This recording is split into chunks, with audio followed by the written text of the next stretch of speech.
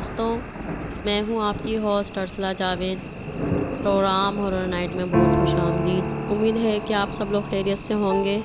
آپ کو ہماری ویڈیو کیسی لگتی ہیں کمنٹ باکس میں ضرور بتائیے گا۔ یہ واقعہ جو میں آپ کو بتانے جا رہی ہوں یہ ایک پنجاب کا واقعہ ہے، اور یہ واقعہ آج سے 17-18 سال پرانا واقعہ ہے۔ جس ایریا میں ہم رہتے تھے وہاں پر ایک گھر تھا جو بہت آصف زدہ تھا۔ اس گھر کی طرف نہ ہی کوئی جاتا تھا اور نہ ہی اس راستے سے کوئی گزرتا تھا۔ اکثر 2 سے 3 مہینے میں وہ گھر رینٹ پہ دیا جاتا تھا، مگر 4 سے 6 ہفتے میں وہ گھر آئے دن خالی ہو جایا کرتا تھا۔ ایک بار ہم گھر میں ٹی وی دیکھ رہے تھے، میرے بھائی نے آ کر بتایا کہ وہ گھر رینٹ پر چڑھ گیا ہے اور اس گھر میں ایک آنٹی رہنے کے لیے آئی ہیں۔ 3 سے 4 دن کے بعد وہ آنٹی ہمارے گھر پر ملنے آئیں۔ کافی دیر باتیں کرنے کے بعد انہوں نے خود پھر ہمیں بتایا کہ جس گھر میں رہتی ہوں یہاں پر عجیب سے واقعات پیش آ رہے ہیں۔ پہلے تو مجھے لوگوں نے منع کیا تھا کہ یہ گھر آپ رینٹ پر مت لیں، مگر میں ان باتوں پر یقین نہیں رکھتی تھی۔ اب آہستہ آہستہ مجھے ایسا لگتا ہے، اکثر مجھے اپنے گھر میں کوئی فٹ بال کھیلتا ہوا محسوس ہوتا ہے اور باقاعدہ فٹ بال کھیلنے کی آوازیں آتی ہیں۔ جب مجھے اس گھر میں آئے ہوئے دوسرا دن ہوا تھا تو مجھے اس گھر میں بچہ نظر آنے لگا جس کی عمر 7 سے 8 سال ہوگی۔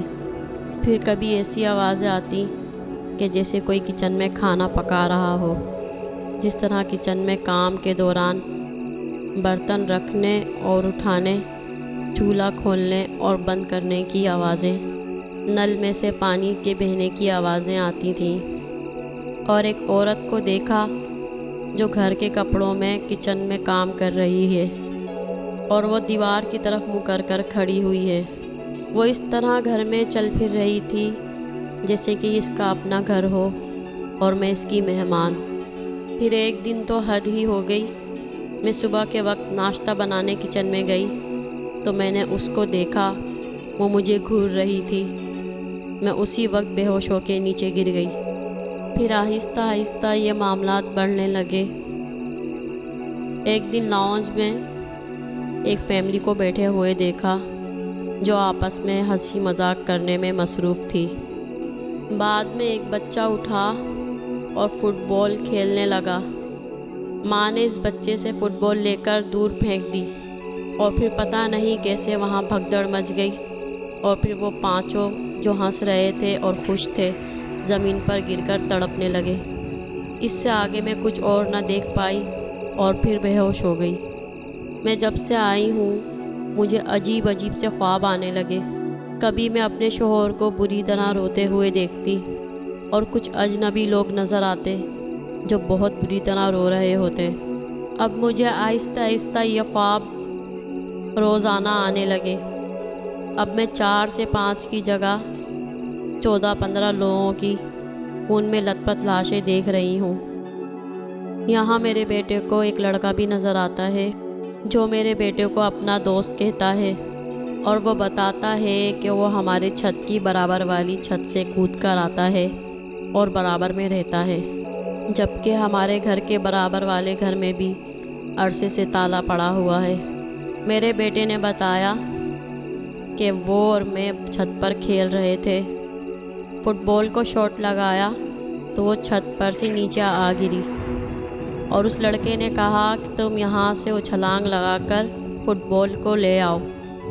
میں نے منع کر دیا تو اس نے خود چھت پر سے چھلانگ لگا دی اور فٹ بال لے کر دوبارہ اوپر آ گیا اور مجھ سے کہنے لگا کہ دیکھا میں نے تمہارے سامنے چھلانگ لگائی ہے، مجھے تو کچھ بھی نہیں ہوا، تمہیں بھی کچھ نہیں ہوگا، تم چھلانگ لگا کر دیکھو۔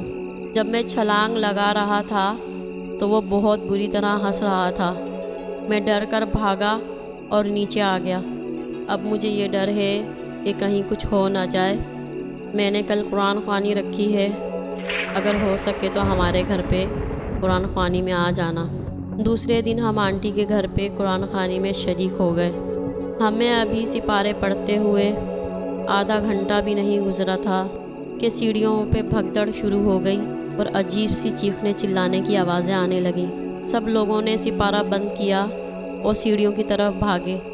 جیسے ہی سب نے پہلی سیڑھی پر قدم رکھا تو دیکھا کہ سیڑھیوں کے اوپر تک خون ہی خون لگا ہوا ہے، جیسے کوئی خون میں بھری ہوئی لاش کو گھسیٹتا ہوا چھت پر لے کے گیا ہو۔ یہ بے تحاشا خون تھا۔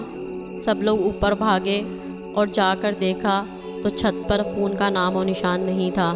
ہم سبھی لوگ بہت خوف زدہ ہو گئے تھے اور اپنے اپنے گھروں پہ بھاگنے کے لیے مکمل تیار تھے۔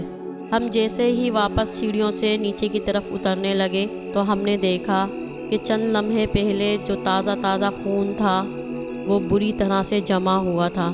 محلے کی 4-6 عورتیں اور بھی تھیں۔ ہم سب لوگ سیڑھیاں پھلانگتے کرتے اپنے اپنے گھروں میں آ گئے۔ آنٹی بہت زور سے چیخ رہی تھیں اور کہہ رہی تھیں کہ تم لوگ کون ہو اور کیا چاہتے ہو، مگر ہم سبھی ان کو خاموش رہنے کا اشارہ کر رہے تھے اور اپنے ساتھ لے جانے کے لیے کہہ رہے تھے کہ آپ ابھی کے ابھی اس گھر کو تالا لگا دیں، جب تک آپ کا کہیں بندوبست نہ ہو جائے آپ اپنے کسی رشتہ دار کے گھر جا کر رہیں۔ اس کے بعد آنٹی کے شوہر نے ایک بزرگ کو بلایا اور انہوں نے بتایا کہ اس گھر کے بارے میں عجیب کہانیاں ہیں، میں تمہیں کیا بیان کروں۔ یہاں پر جو روحیں بھٹک رہی ہیں یہ اب کسی کو چین سے یہاں رہنے نہیں دیں گی۔ وہ بتانے لگے کہ ایک فیملی تھی جس کا یہ گھر تھا، یعنی جنہوں نے اسے بنایا تھا وہ بہت خوش و خرم زندگی بسر کر رہے تھے۔ ایک دن کچھ ڈاکو آ گئے اور ڈکیتی کرتے ہوئے ان کی اس فیملی کے ساتھ مٹ بھیڑ ہو گئی۔ انہوں نے ان کے تمام گھر والوں کا بے دردی سے قتل کر دیا، سوائے ان کے شوہر کے، کیونکہ وہ شہر سے باہر کسی کام سے گئے ہوئے تھے۔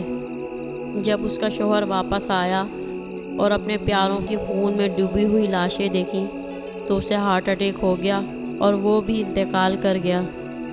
اس فیملی میں ایک چھوٹا لڑکا اور 2 لڑکیاں تھیں اور ان کے والدین شامل تھے۔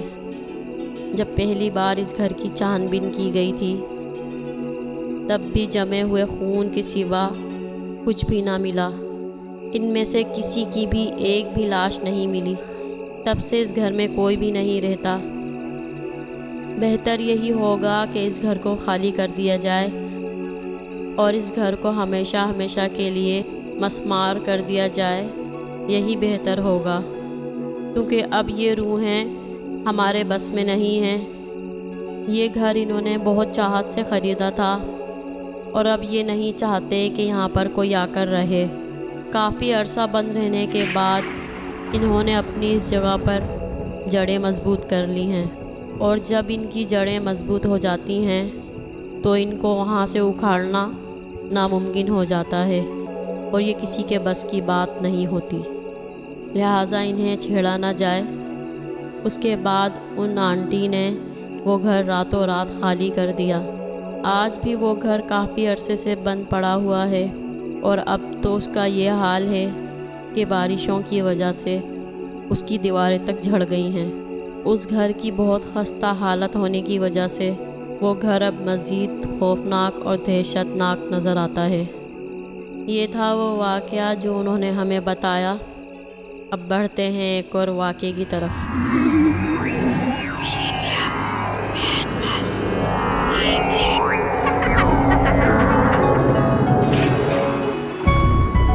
واقعہ شروع کرنے سے پہلے آپ سے گزارش ہے کہ ہمارے چینل کو سبسکرائب کر لیں اور ساتھ میں بیل آئیکن کو بھی پریس کر لیں تاکہ ہماری ہر آنے والی نیو ویڈیوز کی نوٹیفیکیشن آپ کو مل سکے۔ یہ واقعہ جنہوں نے ہمیں بھیجا ہے ان کا تعلق وزیر آباد سے ہے۔ وہ بتاتی ہیں کہ یہ واقعہ ان کے بھائی کے ساتھ پیش آیا۔ ان کے بھائی بہت رحم دل اور تنہائی پسند انسان ہیں اور اپنے گھر میں بھی تنہا رہنا پسند کرتے ہیں۔ اگر گھر والے کہیں جاتے ہیں یا کسی رشتہ دار کے ہاں رکنے جاتے ہیں تو وہ گھر میں ہی رہنا پسند کرتے ہیں۔ ایک مرتبہ ہم سارے گھر والے اپنی خالہ کے گھر گجرانوالہ گئے ہوئے تھے اور بھائی گھر میں اکیلے تھے۔ رات کو ہی اپنے کمرے میں سو رہے تھے کہ انہیں ایسا لگا کہ ان کے کمرے میں موجود ٹی وی لاؤنج میں کوئی غبارے پھلا رہا ہے۔ پہلے تو وہ اسے اپنا نیند میں ڈرانے والا خواب سمجھے، مگر 2 سے 3 بار جب زور سے غبارہ پھٹنے کی آواز آئی تو وہ ہڑبڑا کر اٹھ بیٹھے۔ دماغ کچھ سوچنے سمجھنے کے قابل ہوا تو وہ کمرے میں لگی ہوئی کھڑکی جو کہ ٹی وی لاؤنج میں کھلتی تھی، اس کا پردہ ہٹا کر ٹی وی لاؤنج میں جھانکا۔ اندر ہلکی سی روشنی ہو رہی تھی اور کچھ خاص نظر نہیں آ رہا تھا، مگر غبارہ پھٹنے کی آوازیں بہت ہی ہولناک اور زوردار تھیں۔ اکثر جب کوئی بھی انسان اگر اپنے دھیان میں بیٹھا ہو اور ایک دم غبارہ پھٹ جائے تو انسان ڈر کر اپنی جگہ سے ہل جاتا ہے۔ کچھ ہی دیر گزری تھی کہ اس کے بعد میں نے دیکھا کہ سرف سے بننے والے پانی کے وہ بلبلے جو بچے اکثر گھر میں بناتے ہیں پورے ٹی وی لاؤنج میں پھیلے ہوئے تھے۔ حالانکہ اس وقت ہمارے پورے گھر میں صرف میں ہی اکیلا تھا، باقی سب گھر والے گجرانوالہ گئے ہوئے تھے۔ تو پھر وہ غبارہ بھرنے اور پھٹنے کی آوازیں، سرف سے بنائے گئے وہ پانی کے بلبلے کہاں سے آئے؟ میں گھبرا گیا اور دبک کر اپنے کمرے میں بیٹھ گیا اور ساری رات دعائیں پڑھتا رہا۔ مجھے اپنے سامنے سے 4 سے 5 کالے ہیولے بھی چلتے ہوئے محسوس ہو رہے تھے، جیسے کسی نے مجھے چاروں طرف سے گھیر لیا ہو، اور عجیب و غریب آپس میں سرگوشی کرنے کی آوازیں آنے لگیں۔ میں نے ساری رات دعائیں پڑھیں اور اپنے چاروں طرف حصار بنا لیا، اور ساری رات دعائیں پڑھتا رہا اور اپنے اوپر دم کرتا رہا، اور وہ سائے مجھ سے تھوڑا دور ہوتے رہے۔ یہ رات میں نے کس طرح وحشت میں گزاری یہ میرا دل ہی جانتا ہے۔ اس کے بعد صبح کی کرنیں جب نکلیں تو میں فوراً گجرانوالہ کے لیے روانہ ہو گیا۔ یہ تھا وہ واقعہ جو ہم نے آپ کو بتایا۔ اپنا بہت خیال رکھیے گا، دعاؤں میں یاد رکھیے گا۔ اللہ حافظ، اللہ نگہبان۔